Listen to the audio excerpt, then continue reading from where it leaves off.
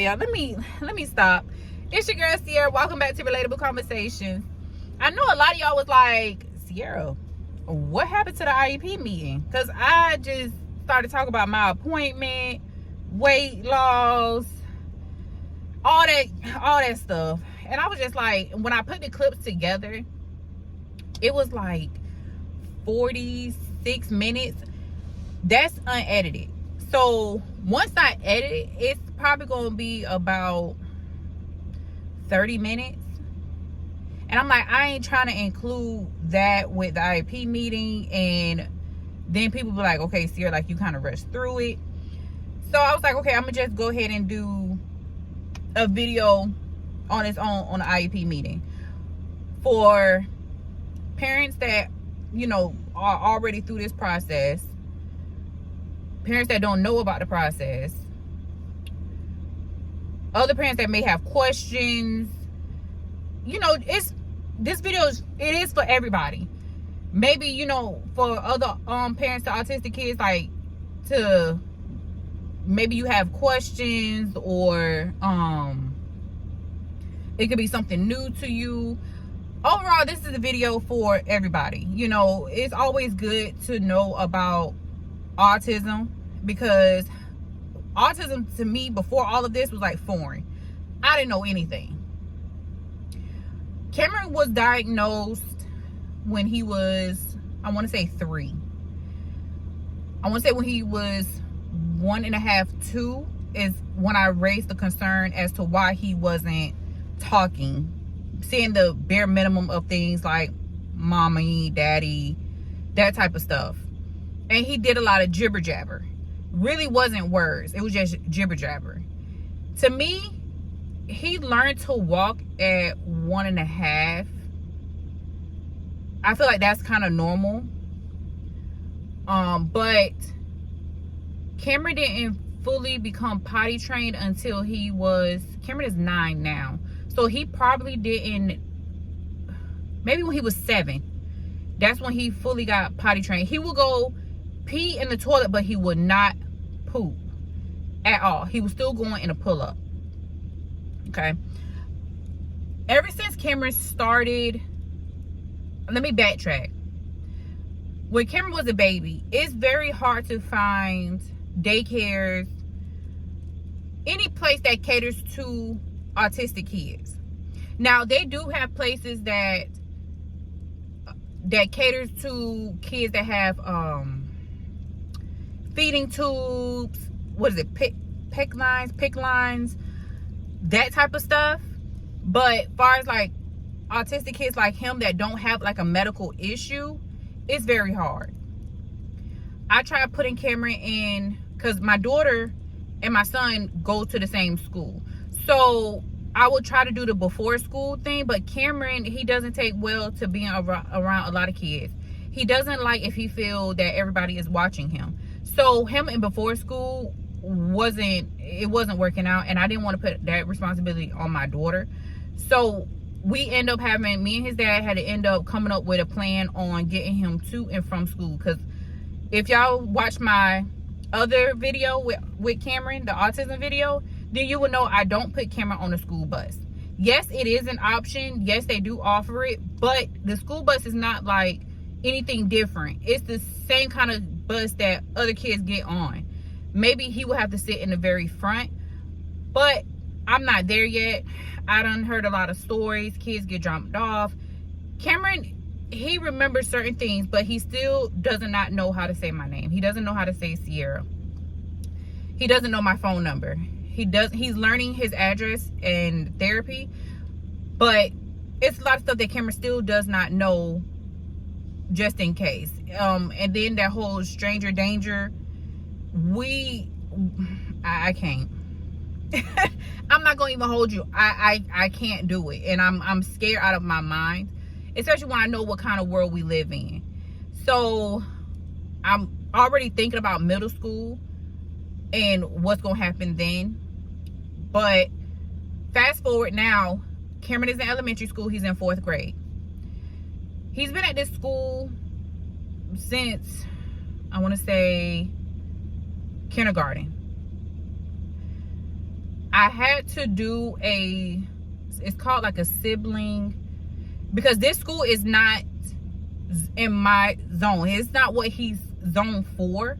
The school that he's zoned for, they do offer the same service. Now, mind you, a lot of schools don't offer these type of services. The ESC service, some schools don't have that.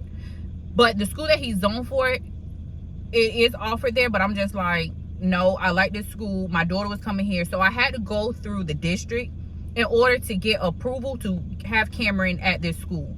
I just couldn't choose this school because I like the school. It was a whole process. Now, if I didn't go through that process and they was overcrowded, I would have to take Cameron out the school and take him to the zone school. They tried to do that last year, and I'm like, find his paperwork because he's approved to go here. So y'all gonna have to do what you gotta do, but he's not leaving. Long as I have that paperwork and I get him to and from school, there's nothing that they can do. But they still offer transportation. So he's been here since kindergarten, and ever since he transitioned from pre-K at another school that offered the service that he needs, he's been on an IEP. And IEP is an individual educational plan.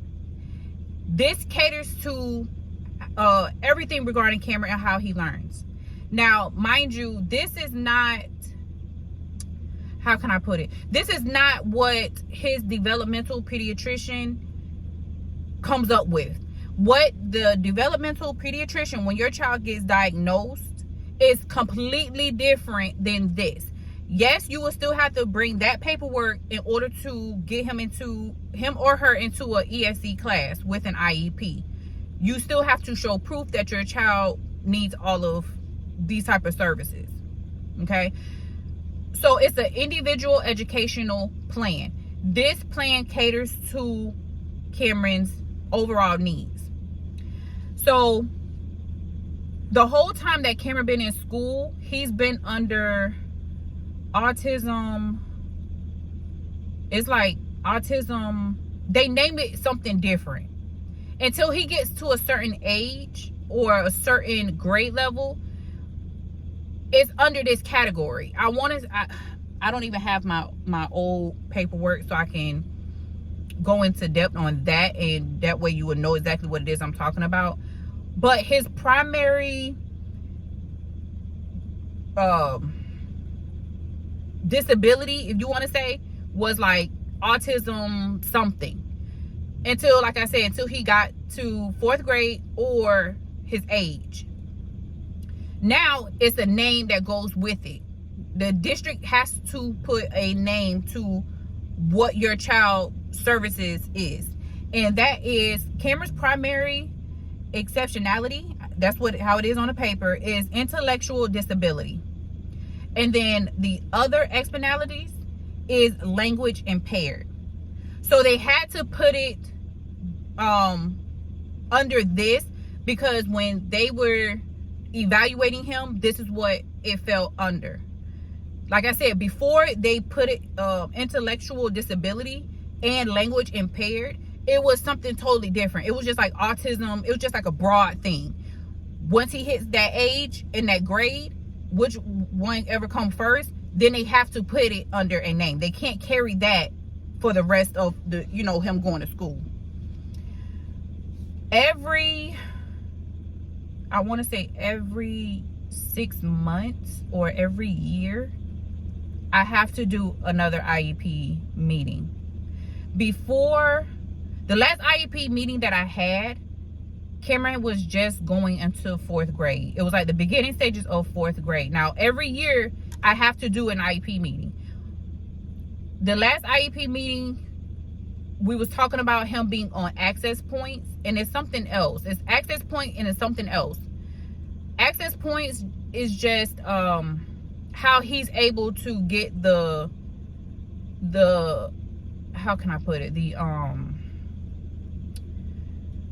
the subjects, I want to say. It's like testing and all that stuff. That's why he needs to be on access point instead of a regular curriculum. Okay, And he, like I said, he was making a transition into 4th grade. And before that deadline hit, I had to do another meeting in order for him to get on access points. And that, like I said, is for him not to be taking gen ed classes. This is for him to stay in his ESE classes with the help that he receives from them. Now, throughout this whole IEP meeting, Cameron meets with, let me see, it's a whole stack.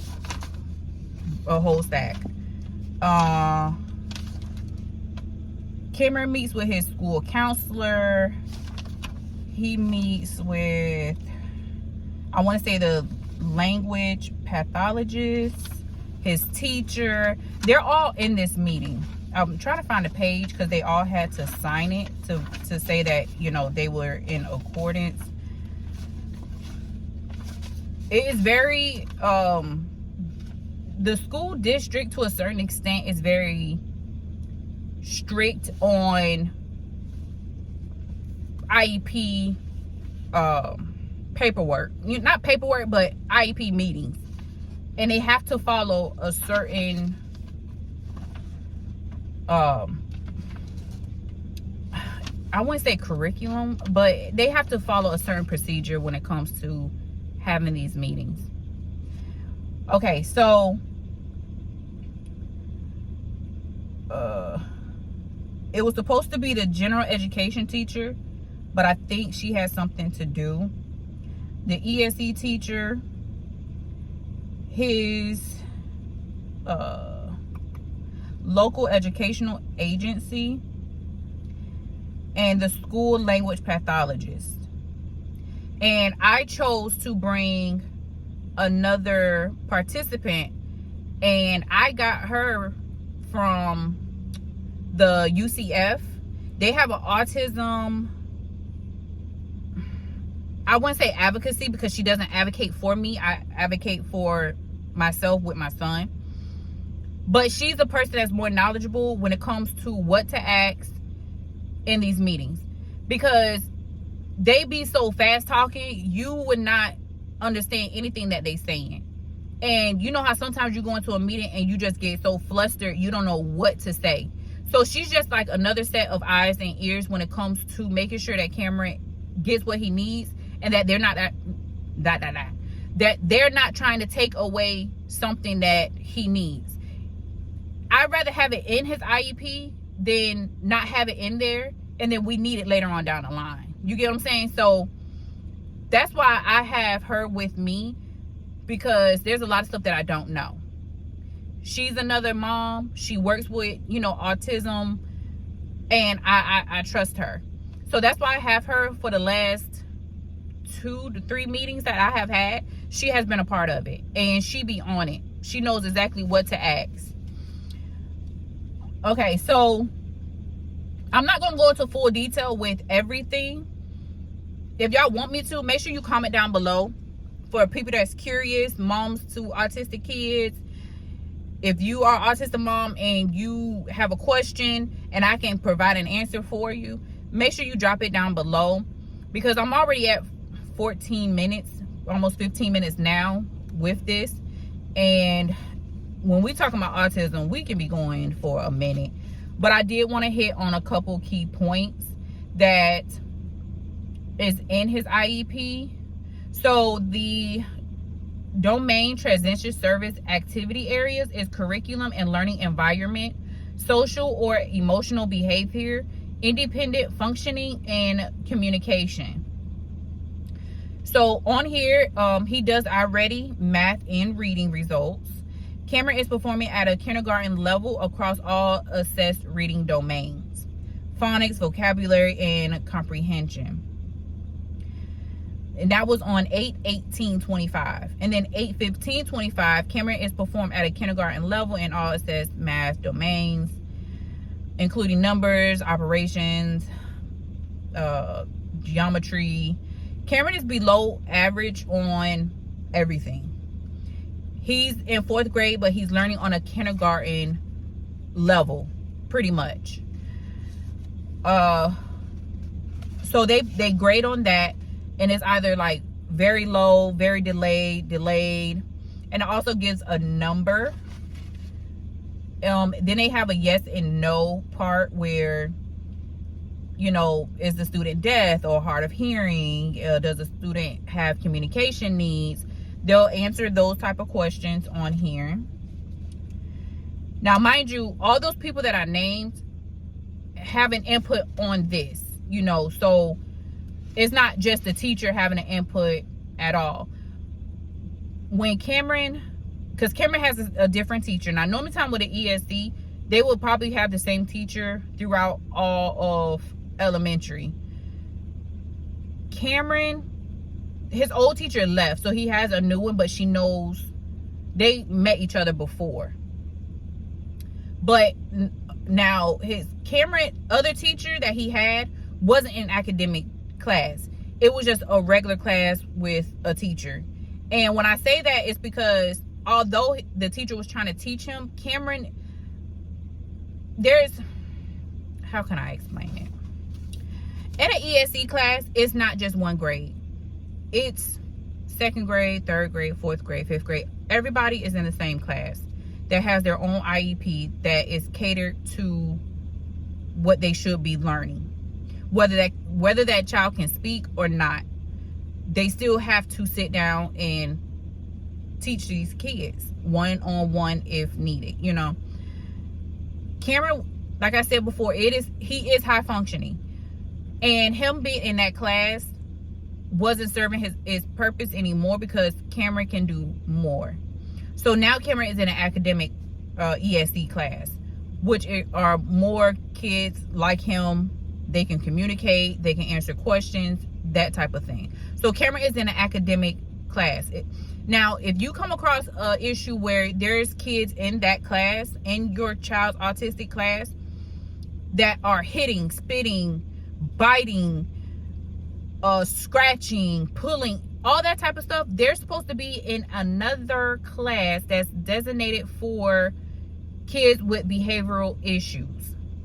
A lot of schools do not have that. Some districts picks and chooses what school is going to have that.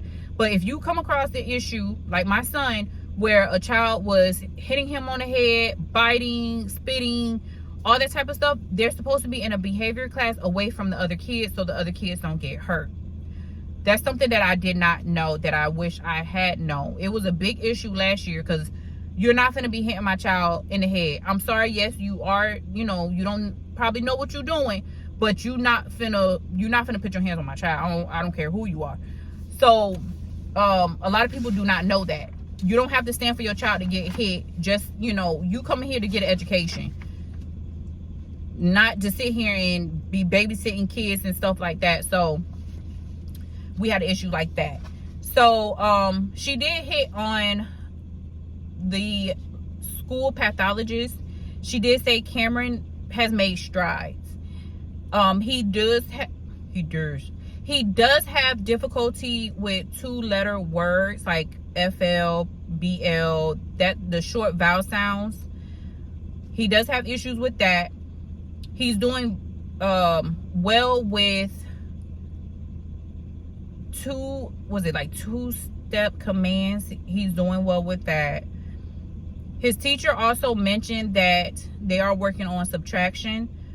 They would either do like to grab 10 blocks and do subtraction that way, or grab a whiteboard and write on the whiteboard. So now that he's doing better with that, now he's doing 1 through 20.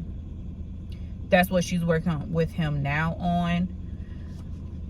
Also, the who, what, where, when, why is what we need to also work on. Like, where are we going? What are we doing? Where did you go?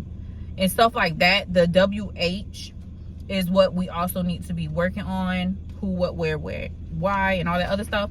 So that's that. Cameron still does get a report card, but it's not like A's and B's and stuff like that. But he does get a report card. I want to say for the most part, That's what we covered. Oh, minutes. Cameron do get minutes in each. I'm trying to find it. I'm just giving you like a little basic because like I'm right now I'm at 20 minutes with limited editing. So pretty much you'll get 20 minutes. Okay, so language therapy, he will get 90 minutes per week. And I think she said that's 3 30-minute meetings a week with the language pathologist. He gets 570 minutes weekly for social studies and ELA. He gets 560 minutes weekly with math and science. He gets 210 minutes weekly with social skills and independent functioning. That is it. He goes out of the classroom for science, I think she said. He goes to a regular class for science. The para is the teacher's assistant. She goes with the kids, so he's not going by himself. What else? Cameron will solve addition and subtraction problems within 20 using objects, drawings, or number lines with 80% accuracy. Pretty much I covered everything just to get a gist of what an IEP meeting is.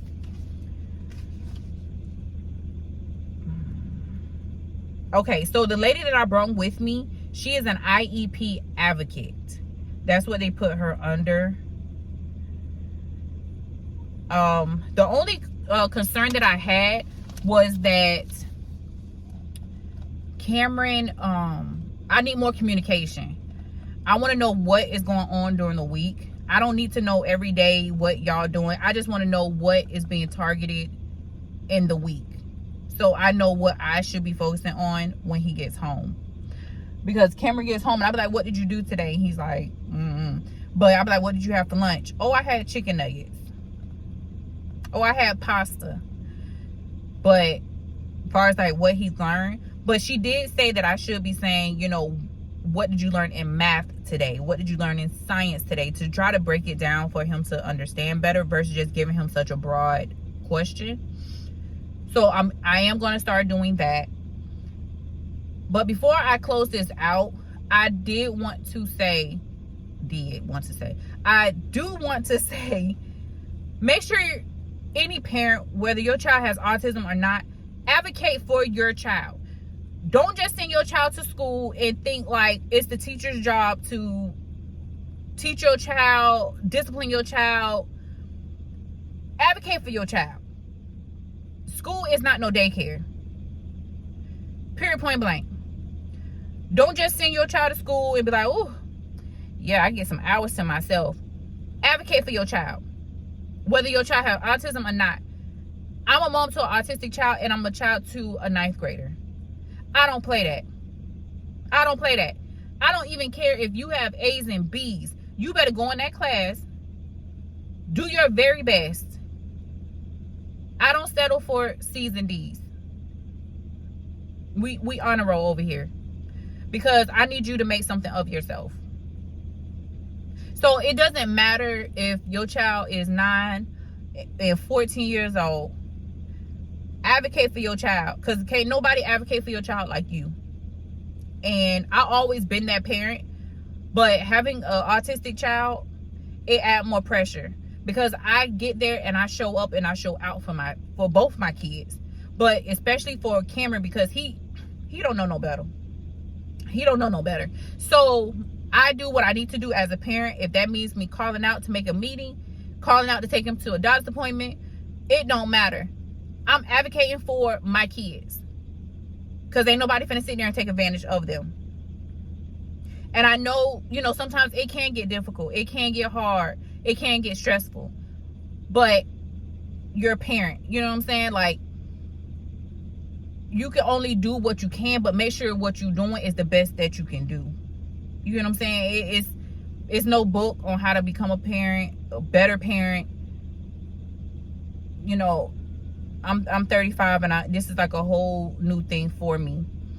But if y'all like what y'all hear, y'all like what y'all see, y'all have questions, concerns, advice, whatever the case may be, make sure y'all comment down below. Like I said, I was gonna put it in with my last video, but we already up to 26 minutes now, so that other video would have been too all over the place, I feel like, and been too long. That right there would have lost your interest. So if y'all have any questions, comments, concerns, advice, whatever the case may be, make sure y'all drop it down below. I appreciate y'all so much. And to the next one.